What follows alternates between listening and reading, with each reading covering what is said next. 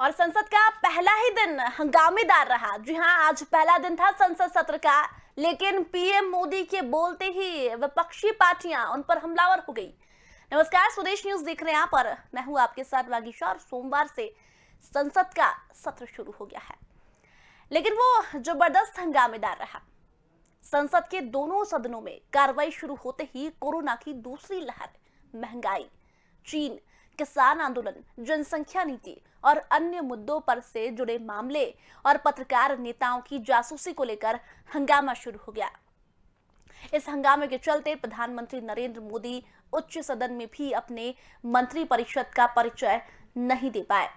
इस बीच पीएम मोदी ने विपक्ष से कहा कि धारदार सवाल पूछे, लेकिन सरकार को जवाब देने का मौका भी दे। पीएम ने यह भी कहा कि महिलाओं, दलितों, गरीब, पिछड़े और किसानों को मंत्री बनाना विपक्ष को रास नहीं आया। इसलिए यह सवाल हो रहा है, विपक्ष के हंगामे के चलते दोनों सदनों की कार्रवाई मंगलवार सुबह 11 बजे तक के लिए स्थगित कर दी गई। आखिर सदन में यह हंगामा क्यों बरपा? वो कौन से मुद्दे हैं जो विपक्ष संसद में उठाना चाहते हैं और सरकार को उन पर क्यों इतराज है? यही हम समझने की कोशिश करेंगे। आज की बहस इसी पर करेंगे कि आखिर आगाज ही ऐसा तो फिर अंत कैसा होगा। लेकिन उसके पहले देखिए यह रिपोर्ट। आज एक ऐसा अवसर है इस सदन का जब इस देश के गांव के परिवार के बच्चे आज जब मंत्री बनकर के इस सम्मानीय सदन में उनका परिचय हो रहा है, तो कुछ लोगों को बड़ी पीड़ा हो रही है।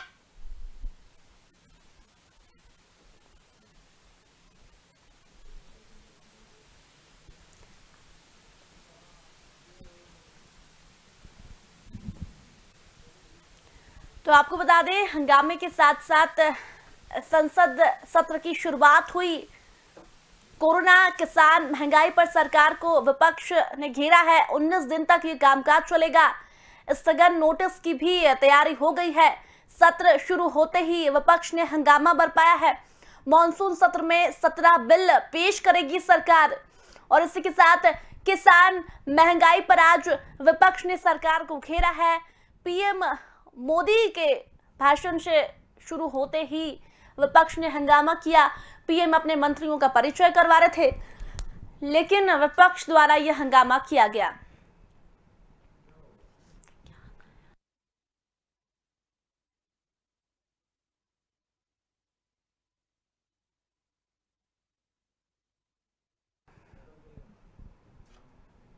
तो आपको बता दें, आज जो संसद का पहला दिन था, लेकिन पहले ही दिन काफी हंगामा विपक्ष द्वारा किया गया। पीएम मोदी ने अपने मंत्रियों का परिचय करवाया, लेकिन परिचय करवाने से पहले ही विपक्ष द्वारा हंगामा किया गया महंगाई को लेकर, बेरोजगारों को लेकर, किसान आंदोलन को लेकर। लेकिन सवाल यही है कि अगर विपक्ष सवाल उठा रहा है तो फिर केंद्र को और पीएम मोदी को किस तरह की परेशानी। और सवाल ये भी है कि विपक्ष, आज पहला ही दिन था, लेकिन पहले ही दिन इतना हंगामा क्यों विपक्ष कर रहा है?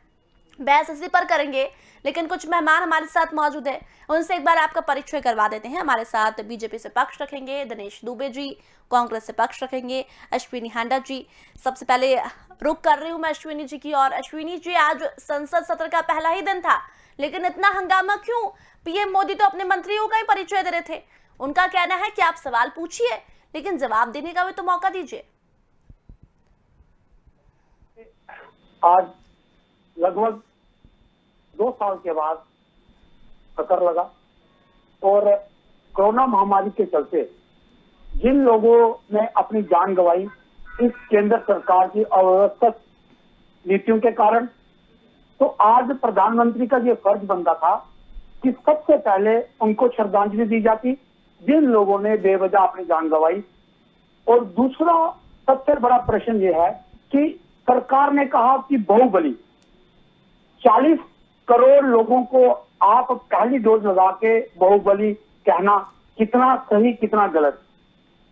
डबल डोज जो है वो तकरीबन 1 करोड़ के करीब भी नहीं लग पाई है अभी तक, ठीक है।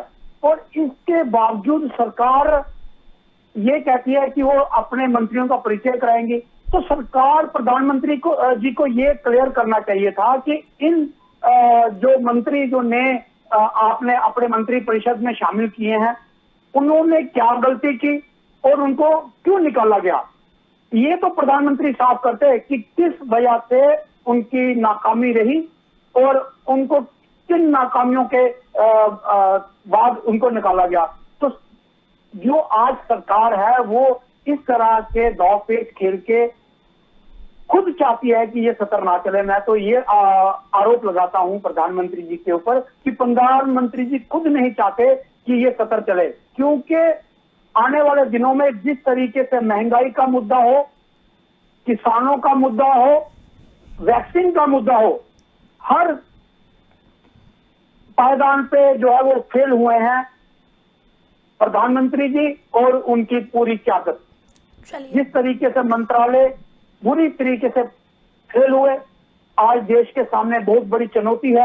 और आज जो एक नया जासूसी का मामला सामने आया है कि जिस तरीके से 300 लोगों की जासूसी की जा रही है बड़े उच्च स्तर पर, ये बहुत ही दुर्भाग्यपूर्ण है कि जहां हमने चौकीदार को चौकीदारी करने के लिए दी थी, उसने तो हमारे लोगों की ही जासूसी करने पर अपना पूरा ध्यान फोकस जी, आप कह रहे हैं कि सरकार तमाम उन बातों पर, महिलाओं की बात हो, अपराध की बात हो, बेरोजगारी की बात हो, महंगाई की बात हो, सभी पर फेल हुई। तो ये तमाम सवालों के जवाब ले लेते हैं। दिनेश जी हमारे साथ जुड़े हुए हैं। दिनेश जी, आज संसद का पहला दिन था, लेकिन विपक्ष का कहना है कि विकास कार्यों में फेल हुई सरकार और पीएम मोदी खुद नहीं चाहते कि ये संसद सत्र हो।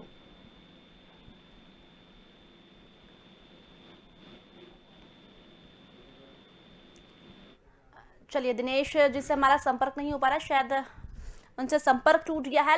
लेकिन अश्विनी जी, आपसे एक सवाल चाहूंगी मैं। पीएम मोदी कह रहे हैं कि आप लोग सवाल कीजिए ना, लेकिन जवाब तो देने दीजिए। आज पूरे ही संसद सत्र में, आज पहले ही दिन विपक्ष द्वारा सिर्फ हंगामा किया गया। वो अपने मंत्री का परिचय करवा रहे थे, तब भी विपक्ष द्वारा हंगामा किया गया। आखिर क्यों? मंत्रियों से कोई परेशानी है कि पहले प्रधानमंत्री जी ये बताएं कि उन मंत्रियों को उनके विभागों से हटाया क्यों गया। ये तो प्रधानमंत्री जी साफ करें कि कहीं ना कहीं सरकार जो है वो बुरी तरीके से फेल हुई। उन मंत्रालयों को, जो हमारे देश के सबसे महत्वपूर्ण मंत्रालय हैं, आईटी विभाग हो, स्वास्थ्य आरोग्य मंत्री जी को हटाया गया। तो मेरे को लगता है कि भारतीय जनता पार्टी और उनकी पूरी सरकार जो है पूरी तरह से विफल हुई है। चाहे अश्विनी जी, विकास जी हमारे साथ जुड़ गए हैं, उनसे जवाब ले लेते हैं। दिनेश जी, अश्विनी जी का कहना है कि संसद सत्र तो शुरू हो गया, लेकिन पीएम मोदी खुद ही नहीं चाहते कि संसद सत्र हो। और आज जब हमने मांगे रखी है बेरोजगारी को लेकर, महंगाई को लेकर, किसानों को लेकर, लेकिन सभी विकासों में सरकार फेल हुई है, इसीलिए हमने हंगामा किया है। देखिए, प्रधानमंत्री हमेशा पार्लियामेंट को चलाने के लिए नियम, समय, नियत तिथि पे चलाते रहते हैं। हमेशा नियत तिथि पे और जिस जो संविधान का समय होता है उसके अनुसार संविधान चलता है। लेकिन विपक्ष को है हंगामा खड़ा करना। ये लोग काम नहीं करने देते, केवल हंगामा खड़ा करने का इनका जो मकसद रहता है। तो भारतीय जनता पार्टी हंगामा खड़ा करने वाले को भी कन्विंस करती है, बात करती है उनसे, लेकिन काम करने में ज्यादा विश्वास रखती है, क्योंकि उसकी जिम्मेदारी है जनता को ज्यादा से ज्यादा सरकार के कल्याणकारी कार्यों का लाभ मिले। तो सरकार जवाबदेही है जनता की। ये जो लोग हैं जो महंगाई, भ्रष्टाचार और जो किसान की बात कहते हैं, किसानों से भी बातचीत चल रही है। महंगाई का जो विषय आया, उस महंगाई पे थोड़ा इस समय पेट्रोल का रेट बढ़ा है, वो विश्व मार्केट के आधार पे है। तो उसमें थोड़ा कभी ज्यादा होता, कभी कम होता, कभी ज्यादा होता, वो विषय है। पेट्रोल का एक विषय है, डीजल का एक विषय है, ये महंगाई है। और बाकी जो महंगाई है यह चढ़ती है, उतरती है, चढ़ती उतरती। तो दिनेश जी, लेकिन आज तो पीएम मोदी अपने मंत्रियों का परिचय कर रहे थे, उसी दौरान विपक्ष ने हंगामा किया। तो आपको क्या लगता है, ये जो मंत्री आपने बनाए, क्या उससे परेशानी है? उन लोगों को ये नहीं लगता कि कोई दलित से मंत्री बना है, कोई बैकवर्ड से बना है, कोई अनुसूचित से बना है, कोई अति बैकवर्ड से बना है, कोई अति पिछड़े से बना है, कोई राजवर्ग है। तो जो लोग मंत्री बने हुए हैं तो अलग अलग है, उन लोगों को अच्छा नहीं लगता है। और यह जो इस बार जो मंत्रिमंडल का विस्तार हुआ है, हर जातियों का उसमें समावेश है। तो उससे परेशानी है कांग्रेस को। आप ये कह रहे हैं दिनेश जी कि महिलाओं को बनाया तो महिला विरोधी, पीएम मोदी ने भी कहा कि महिला विरोधी है कांग्रेस, तो आपको भी ये लगता है? देखिए, सबसे ज्यादा महिला बीजेपी ने दिया है, महिलाओं का सम्मान, महिलाओं को मंत्रिमंडल के विस्तार में हिस्सेदारी सबसे ज्यादा बीजेपी ने दिया। मोदी सरकार ने किस बात का एजेंडा चलाया है कि हमारे यहाँ महिलाओं को ज्यादा से ज्यादा मंत्रिमंडल में रखना है, उनको सम्मान भी देना, उनको इतरानी है, इसमें इतरानी को अच्छा विभाग भी दिया जाता है और अच्छा काम करती है। और भी महिलाएं जो भी है वो महिलाएं वो अच्छे ढंग से काम कर रही हैं। जी दिनेश जी, अश्विनी जी से जवाब लेते हैं। अश्विनी जी, मंत्रियों से किस बात की परेशानी? अगर आदिवासी से, दलित से, किसानों के परिवारों से, परिवार के सांसदों को मंत्री बनाया गया या महिलाओं को बनाया गया, तो किस बात की आपत्ति? पीएम मोदी भी ऐसा ही कह रहे हैं कि इनको रास नहीं आ रहा है। महिलाएं बन गई हैं, दलित बन गए हैं, पिछड़े बन गए हैं, हर वर्ग से, हर छोटी सी छोटी जातियों को जो दबे थे, कुचले थे, उनको मंत्री बनाया है। तो इन लोगों को ये बात पच नहीं रही है। हाँ, इनसे पूछते ना क्यों नहीं पच रही है, इनसे पूछते किस बात की आपत्ति है। अश्विनी जी जवाब दीजिए। करता हूँ कि आपने किस मंशा से बनाया और आपने क्या समीकरण बताया है। आज आपने देश को जातिवाद पे बांट दिया है और ऐसे लोगों को राज्य स्तर का मंत्री पद देना जो लोग डिजर्व करते हैं कि कैबिनेट मंत्री के रूप में, आपने एक भी कैबिनेट मंत्री भारतीय जनता पार्टी जात में विश्वास नहीं रखती है, जात में विश्वास नहीं रखती है। कोई पार्टी कोई दिनेश जी एक सेकंड अश्विनी जी को बोलने दीजिए, एक एक करके बोलिए, आप एक एक करके बोलिए। बताइए अश्विनी जी।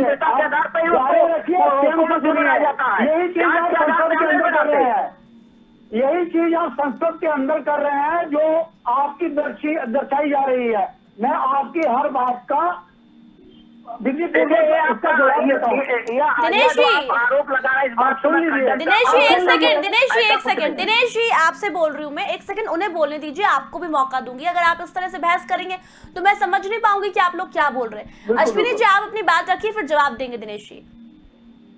देखिए, इन्होंने उत्तर प्रदेश की चुनावों को देखते हुए जातिवादी जो है वो चाल बिठाई है। लेकिन मेरा ये कहना है कि अगर आप इतने हितैषी हैं इन सभी समुदाय के, तो आपको चाहिए था कि इनको कैबिनेट में जगह देते, इनके पास अधिकार देते इनको कुछ करने का। आपने सिर्फ इनके प्रदेशों में जाकर ये लाल झंडी दिखाएं और बस उसी तक सीमित रहेगा, इनके पास कोई अधिकार नहीं है कोई भी फैसला लेने का। तो इस प्रकार का जातिगत समीकरण बिठाना जो है वो देश के लिए दुर्भाग्यपूर्ण है कि आपने इनको फिर एक बार जो है वो इसी चक्रव्यूह में रखा है कि ये लोग जो है वो इस जाति से आते हैं और इनको बस उतना ही पदभार दिया जाएगा जितना ये डिजर्व करते हैं। ये बहुत ही दुर्भाग्यपूर्ण है। आपको चाहिए था कि इनमें से ज्यादातर लोग कैबिनेट में लाते ताकि इनको भी लगता कि हाँ इनके पास कोई अधिकार है अपने लोगों के मसाइल को हल करने का। लेकिन ऐसा नहीं हुआ। आपने सिर्फ इनको झंडी और दंडी दी कि ताकि ये अपने एरिया में जाके लोगों को बता सके ये भी सरकार में मंत्री है, और इनके पास कुछ नहीं है। सारा का सारा कैबिनेट जो मंत्री है उनका भी आज जो रिमोट कंट्रोल है वो प्रधानमंत्री जी के पास है, क्योंकि वो कोई फैसला नहीं ले सकते प्रधानमंत्री के अलावा। उसकी जो मोहर है वो प्रधानमंत्री जी लगाएंगे। तो ये सारा जो आपका मंत्री तो अश्विनी जी आपके अभी तो राहुल गांधी और सोनिया गांधी और प्रियंका गांधी लेते हैं फैसला, क्या सिद्धू और कैप्टन ने खुद ने ले लिया फैसला? बिल्कुल, ये तो सार्वजनिक है कि किस तरीके से पूरे समीकरण को देखा गया और उसके बाद सभी को इस तरीके का एडजस्टमेंट की गई। तो ये जो कैबिनेट में विस्तार हुआ आपके हिसाब से वो बेआधार था, कोई समीकरण नहीं देखा गया, ये आप कह रहे हैं? इसको सिर्फ भारतीय जनता पार्टी सिर्फ जाति को लेकर समीकरण बिठाती है, उनको किस चुनावों में किस तरह फायदा हो सकता है ये वो समीकरण बिठाया गया है, ना कि लोगों की भलाई के लिए कि जो लोग हमारे पिछड़ी जाति के हैं, जो बीपीएल में है, जहां किसी तरह से वो लोग आगे नहीं बढ़ पाए, ऐसा इनकी कोई सोच नहीं है। सिर्फ इनको बस यहाँ बिठाना कि ये सरकार में कैसे आए और इनकी 2024 में ये कैसे जीत पाए। 2022 और 2024 टारगेट है। तो आपको लगता है कि ये जो मंत्री बनाए गए वो 2024 और 2022 को देखते हुए बनाए गए हैं? आप बिल्कुल ये समीकरण वो बिठाया गया कि ये कैसे जीत सकते हैं, उस समीकरण के चलिए दिनेश जी, अश्विनी जी कह रहे हैं कि विकास का तो कोई मुद्दा है ही नहीं, सिर्फ चुनाव जीतना है, गद्दी पर बैठना है, इसलिए इन मंत्रियों को बनाया गया है, जातियों को साधने की कोशिश की गई है सिर्फ।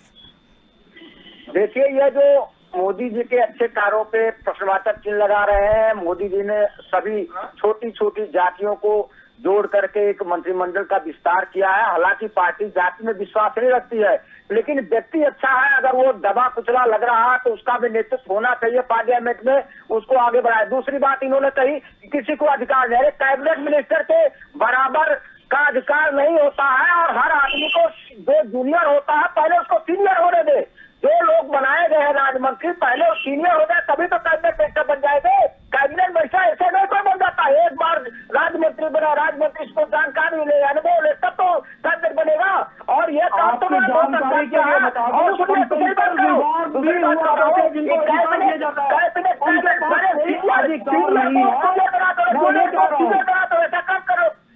ऐसा सुझाव से पार्टी नहीं चलती है। मोदी जी के कार्य बहुत ही सराहनीय है, सभी जातियों को जातीय हिसाब से नहीं जोड़ा है, उसके कर्म और उसके गुण के आधार पर दिनेश जी, मुझे ये समझ में नहीं आ रहा है कि ये कैबिनेट में इतनी दखलंदाजी क्यों कर रहे हैं मंत्रियों में, ये अपनी पार्टी में क्यों नहीं देख रहे हैं? वहां भी तो इतनी खलबली मची हुई है। देखिए, इनके यहाँ पूरी पार्टी खंड खंड हो रही है, हर जगह विघटन है, लेकिन अपने नहीं देखा। कहीं नई कैबिनेट का डर तो नहीं है अश्विनी जी कांग्रेस को? हमारी पार्टी में एक कमी निकाल रहे हैं, हमारी पार्टी में एक कमी निकाल रहे हैं कि और उनके कमी निकालने का कोई तर्क नहीं है, कोई प्रमाण नहीं है। अरे भाई, पहले जो एक बार सांसद रहा है वो राजमंत्री तो बनेगा, वो राजमंत्री बनेगा और राजमंत्री को भी काम का बंटवारा होता है, वो भी उसका काम बढ़ता है कि भाई राजमंत्री को क्या करना है, कैबिनेट मंत्री को क्या करना है। तो एक तो हरी झंडी दिखाने को नहीं होता है, वो विकास का काम करता है, वो जो काम सरकार देती है उसका भाग बढ़ता है, कुछ कैबिनेट मंत्री दिखता है, कुछ राज्य मंत्री दिखता है। ये कहाँ से पढ़ के आए हैं, क्या करके आए हैं? ये कांग्रेस के लोग केवल आरोपित करना चाहते हैं और केवल कब निकाल रहे हैं भाई, ये काम तो कर लिया, ये काम तो कर लिया, ये काम नहीं किया, ये काम तो कर लिया, ये काम नहीं किया, सभी जातियों का हर बात कम करने का काम किया, हर बात कांग्रेस का, इसलिए इसका पतन हो रहा है। कांग्रेस के पतन होने के कारण यही है कि ये कमी निकालते हैं या कुछ कर नहीं सकते हैं, केवल दूसरे के काम में करते हैं। चलिए कहिए मेरे मित्र, आप ये जो मेरे को एक प्रश्न का उत्तर दें कि ये जो 3 मिनिस्टर निकाले प्रधानमंत्री जी ने, इनकी क्या वजह थी? दिनेश जी जवाब दीजिए। आप इस विषय को, यह मोदी जी का विषय है कि आपका विषय है? किसको निकालेंगे, किसको निकालेंगे, किसको सही करेंगे? आप पूछने वाले हैं तो प्रधानमंत्री का प्रधानमंत्री का स्वतंत्र अधिकार है,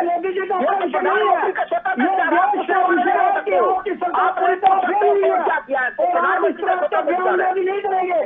आप देश पूछना चाहता है कि अपने आप को खत्म कर रहे हैं, आपकी पार्टी खत्म हो रही है, आप लोग खत्म हो रहे हैं, आपके विफल हो चुके, इस वजह से आपको इनको निकालना पड़ा और प्रधानमंत्री इसका जवाब देने में जो है वो असमर्थ साबित हुए हैं। आज देश के सामने प्रधानमंत्री झूठे आरोप तो कुछ होता है, आपका झूठा आरोप, इसी तरह से आप लोगों के पास केवल झूठा आरोप है, बाकी कोई आरोप सिद्ध नहीं होता, इसीलिए जनता से विश्वास हो रहे हो। दिनेश जी जवाब दीजिए ना, आखिर उन मंत्रियों को क्यों हटाया गया? ये अश्विनी जी पूछ रहे हैं तो बता दीजिए इन्हें कि क्यों हटाया गया मंत्रियों को, क्या उनके लिए कोई और जगह रख के रखी है पीएम मोदी ने? भाई, कोई संगठन में जाता है तो कोई सरकार में आता है, कुछ लोग संगठन में जाते हैं, कुछ लोग सरकार में जाते हैं, जिनको हम सरकार में नहीं पाए उनको मंत्री संगठन में लाएंगे, जो लोग संगठन में है सरकार में जाएंगे, ये सरकार का काम है। चलिए अश्विनी जी, इसमें कांग्रेस से क्या मतलब होगा भाई? चलिए दिनेश जी एक सेकंड, काम क्या है? अश्विनी जी आप ये बताइए, संसद सत्र भी चलेगा, क्या इसी तरह हंगामा करेंगे आप हर रोज? क्या इसी तरह मुद्दे उठाएंगे? क्या इसी तरह पीएम मोदी को हर रोज आप बोलने नहीं देंगे? क्या यही तैयारी है आपकी संसद सत्र के लिए? कहाँ काम करना है, कोई हटाया नहीं। दिनेश एक सेकंड बोलने दीजिए। किसी के ऊपर कोई आरोप नहीं है, केवल काम का बंटवारा है, वो सरकार में ना रह करके संगठन का काम करेंगे, ठीक है। दिनेश जी, परेशान होने की कोई वजह नहीं है। मैं आपको बताता हूँ कोई वजह नहीं। संसदीय प्रथा क्या है। संसदीय प्रथा ये है कि जब भी संसद लगी होती है, तय करेगी पार्टी, तय करेगी कौन कहाँ काम करेगा, कि आप तय करोगे। आप अपनी पार्टी का तय करो ना। आपकी पार्टी कहाँ जा रही है? आप अपनी पार्टी का तय करो। देश की पार्टी जा रही है, आपकी पार्टी देश ने आपको वोट दिया है और आपका उत्तर। दिनेश जी बोलने दीजिए अश्विनी जी को भी। दिनेश जी एक सेकंड, इन्हें भी बोलने दीजिए, इन्हें भी सुनिए, आप फिर जवाब दे पाएंगे, वरना आप ही बोलेंगे तो फिर वो क्या बोलेंगे, फिर बहस एक तरफा कर लेते हैं हम। चलिए बोलिए अश्विनी जी। देखिए दिनेश जी, हम मानते हैं कि ये प्रधानमंत्री जी का अधिकार है, लेकिन प्रधानमंत्री जी को जिन्होंने चुनावों में जिताकर भेजा है वो भी जानना चाहते हैं कि आखिर इसकी वजह क्या है। जब तो प्रधानमंत्री जी उनका गुणगान करते थे और दूसरे दिन उनको मंत्रिमंडल से ही हटा दिया जाता है, तो आज जिज्ञासा है लोगों में ये जानने की कि आखिर प्रधानमंत्री जी इन 3 मंत्रियों से क्या गलती हुई, आप बताएं। आपके देखने का चश्मा गलत है, सोचने की नीयत गलत है। कोई भी आप बताइए, वही तो जानना चाहता है होगा। देश आज जानना चाहता है कि यहाँ पे ये दबाव है आपके लिए। एक काम का तो सरकार में गए, सरकार से संगठन में काम करेंगे, कुछ लोग संगठन में थे सरकार में काम करेंगे। नहीं, तो अंतर हुआ। और क्या अंतर हुआ भाई? एक ऐसे संविधानिक पोस्ट पे बैठकर। चलिए अश्विनी जी, अभी इनके नेता कहाँ गए कहाँ नहीं गए ये हम बाद में बात करेंगे, लेकिन आप मुझे ये बताइए कि आपके क्या क्या मुद्दे हैं संसद सत्र में। आज तो आपने महंगाई का मुद्दा उठाया, किसानों का मुद्दा उठाया, आगे की भी आपकी कोई प्लानिंग होगी सरकार को घेरने की, वो बताइए। देखिए, सबसे पहला मुद्दा जो है वो वैक्सीन का है कि वैक्सीन जो है वो सभी को नहीं लग पा रही है। आज तो मोदी जी ने कहा कि 40 करोड़ लोगों को वैक्सीन लगी है, बाहुबली सबको बनना है। तो प्रधानमंत्री जी को पता ही नहीं है फिर आज देश में जनता कितनी है और कितने सालों में खत्म करेंगे इस वैक्सीन को, पूरे देश को लगाने में कितना समय लेंगे प्रधानमंत्री जी बताएं संसद के अंदर। दिनेश जी बताएंगे, दिनेश जी बताइए जल्दी से। 1.25 करोड़ के आवाज लगाते थे, आज इनको पता नहीं है कि देश के अंदर कितनी आबादी है और कितनी आबादी को जो है दोनों डोज लगनी चाहिए। सिर्फ 1 करोड़ डोज लग रही है अभी तक दोनों तरह की, जिससे बचाव हो सकता है। दूसरा सबसे बड़ा मुद्दा जो है वो किसानों का है कि किसान पिछले 9 महीनों से सड़कों पे है और लगभग 1000 किसानों ने अपनी शहादत दी है। तो प्रधानमंत्री जी उन किसानों के मसले को हल क्यों नहीं करते। तीसरी महंगाई की है, पेट्रोल डीजल की कीमतों में इजाफा क्यों हो रहा है, जब हम कह रहे हैं कि पेट्रोल डीजल को जीएसटी के दायरे में लाएं, तो प्रधानमंत्री जी ऐसा क्यों नहीं कह रहे।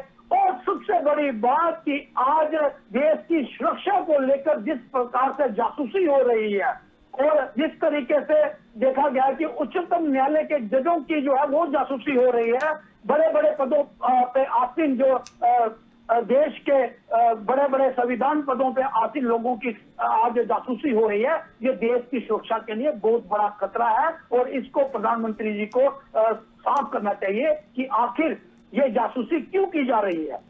चलिए दिनेश जी जल्दी से जवाब दीजिए कि पीएम मोदी ने कहा 40 करोड़ लोगों को लग गई, लेकिन आखिर कब तक वैक्सीन लगेगी, पेट्रोल डीजल के दाम क्यों बढ़ रहे हैं, इस तरह की मांगे हैं विपक्ष की, जल्दी से बताइए। देखिए, दोनों कारण पेट्रोल डीजल का काम अंतर्राष्ट्रीय मार्केट है, वो बढ़ती रहती है, इस समय बढ़ी है, तकलीफ की बात है और सरकार इस पे लगी है कम करने के लिए। एक बात ये अंतर्राष्ट्रीय मार्केट का जब रेट बढ़ता है तो ये चाहे कांग्रेस की सरकार हो, चाहे बीजेपी की सरकार हो, चाहे किसी भी सरकार हो, और वो अंतर्राष्ट्रीय मार्केट के अनुसार चलता है। उस पर चाहे सोना है, चाहे चाहे तेल है, ये सब चलता है और इसको चल रहा है, चाहे खनिज है, ये सब अंतर्राष्ट्रीय मार्केट के आधार पर चलता है। इसमें कांग्रेस की सरकार होती तो भी नहीं कम कर पाती। एक विषय। दूसरा विषय मैं आपसे कह रहा हूँ कि यह जो ये कह रहे हैं कि इनका ये कहना है कि जो है रेट क्यों बढ़ा, तो इस पे मैंने बता दिया। दूसरा इनका ये कहना है कि आप जो है ये जासूसी करा रहे हैं। जासूसी कहाँ करा रहे हैं भैया, कौन सी जासूसी? आप कांग्रेस की सरकार की जासूसी कांग्रेस करवाती थी, भाजपा करवा रही है। ये काम कांग्रेस करवाती थी तो भाजपा के ऊपर आरोप लगा रहे हैं, क्योंकि चोर के दायरे में तिनका होता है।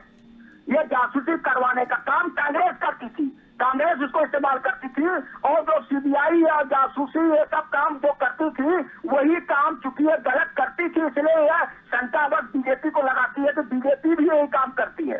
तो यह कहना गलत होगा। कांग्रेस की जब सरकार थी तो कांग्रेस को भी लोग यही आरोप लगाते थे। अश्विनी जो जी, भी आपको सत्ता जवाब में मिल गया जाता है, आपके उस पर तमाम आरोप सवालों का। जल्दी से जवाब दीजिए, समय बहुत कम है मेरे क्या? पास में। जल्दी से कहिए क्या अश्विनी जी। क्या मुझे लगता है कि भाजपा के प्रवक्ता के पास उन्होंने खुद इस बात को माना है कि जो भाजपा की केंद्र सरकार है वो असमर्थ है महंगाई रोकने में। ये तो इन्होंने आज मान लिया। और दूसरी बात ये कही कि जासूसी कौन कर रहा है, तो ये किसी कांग्रेस का आरोप नहीं है, ये उन जर्नलिस्ट का आरोप है जिनकी जासूसी की जा रही है।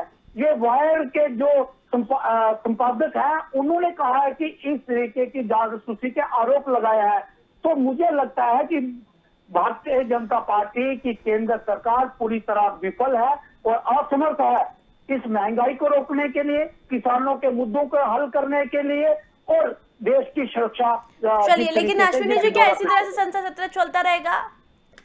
इसी तरह आप सरकार को घेरेंगे? इसी तरह क्या ये जो आज हुआ हंगामेदार या फिर शांतिपूर्ण होगा? ये कांग्रेस या विपक्ष का सवाल नहीं है, ये जनता का सवाल है। 140 करोड़ लोग जो है देश के, वो जानना चाहते हैं कि भारतीय जनता पार्टी जिसने इतने बड़े बड़े वादे किए थे, जिसने अच्छे दिनों के ख्वाब दिखाए थे, जिन्होंने बोला था कि 15-15 लाख हर किसी के जेब में आएगा और सबको सुरक्षा मिलेगी, आज वही लोग जानना चाहते हैं कि आखिर भारतीय जनता पार्टी के पास आगे बिल्कुल इसका जवाब अश्विनी जी आपको मिलेगा अगले आने वाले दिनों में, क्योंकि संसद सत्र अभी चलेगा काफी दिनों तक।